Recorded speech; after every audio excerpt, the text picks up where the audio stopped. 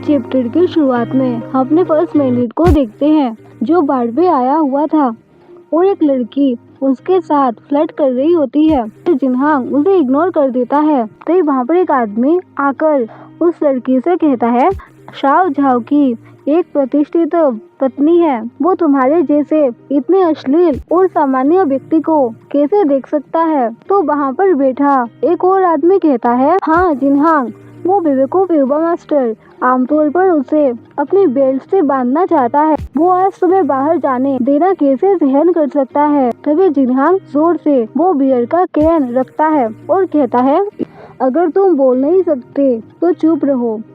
और वो अपने मन में कहता है, हुई बहुत बेवकूफ है, सिर्फ इसलिए कि इस साल उसके जन्मदिन पर मैं उसके साथ नहीं था।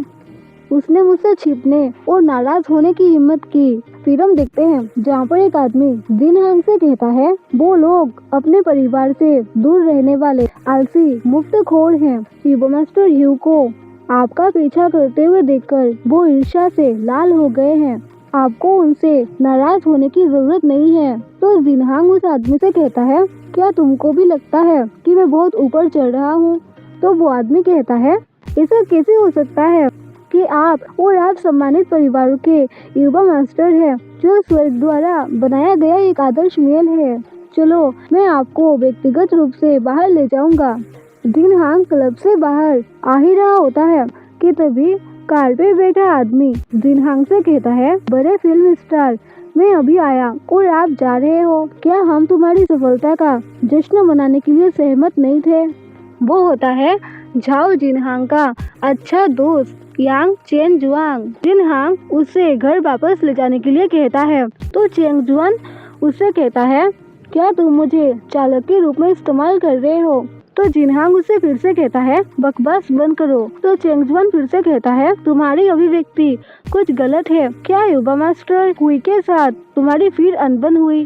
तो जिनहांग उससे कहता है, उसने मुझसे बहस करने की हिम्मत की, अंत में वो बस रोएगा और मुझसे माफी की भीख मांगेगा।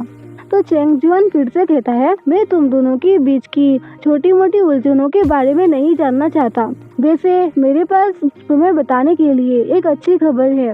फेंग यूकिंग देश में वापस आ रहा है। ये सुन जिनहांग अचानक से चेंग जुआन की कॉलर पकड़कर कहता है, यांग चेंग जुआन, इस बारे में मेरे साथ मजाक मत करो। तो उसका दोस्त कहता है, मैं मजाक नहीं कर रहा हूँ, मुझे उसकी फ्लाइट संबंधी जानकारी मिल गई है। फिर हम झाओ जिनहांग का पहला प्यार फेंग यूकिंग को देखते हैं। यहाँ पर आकर जिनहांग से कहता है, माफ करना, मैं ट्रैफिक में फंस गया। तुम लंबे समय से मेरा इंतजार कर रहे हो, है ना? तो जिनहांग उसे कहता है, मैं बस अभी ही पहुंचा। और वो अपने मन में कहता है, हम मॉस्को में मिलने के लिए सहमत हुए, जहां हमने बरसों पहले विवाह भोज आयोजन किया था। उस मूर्ख को वास्तव में यहाँ की खुश गेंद पसंद है। हमेशा उसका उल्लेख करता था कि वो हुई की बात कर रहा होता है। और वो फिर से अपने मन में कहता है, अगर वो बेहतर व्यवहार करता है तो मैं फिर कभी उसके साथ जा सकता हूँ। तभी फेंग जिनहांग से कहता है, जिनहांग, मैंने सुना है कि आप बहुत लोकप्रिय हैं, आपकी इच्छा पूरी होने पर बधाई हो। जिनहांग अपने मन में कहता है, इतने वर्षों के बाद वो बहुत अधिक कोल्ड हो गया है। और वो फेंग से कहता है, धन्यवाद, मैं आपको आपके सपनों के स्कूल से ग्रेजुएट होने पर बधाई देता हूँ। तो फेंग जिनहांग से कहता है, मैंने भी सुना कि आपने शादी कर ली, बधाई हो। जिनहांग अपने मन में कहता है, क्या वो सचमुच हमारे अतीत को जाने दिया?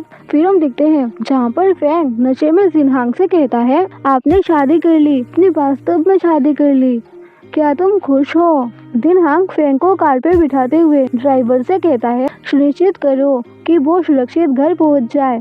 तभी जिनहांग अपना फोन निकालकर हुई को कॉल करते हुए अपने मन में कहता है, जब तक मैं कॉल करता हूँ मैं उस छोटे मूर्ख को वापस ला सकता हूँ। कभी कभी अपना सिर झुकाना ठीक है। जिस दिन मैंने उसकी गुड़िया को लात मार दी, मैं वापस आते समय उसके लिए कुछ नई गुड़िया खरीदूंगा।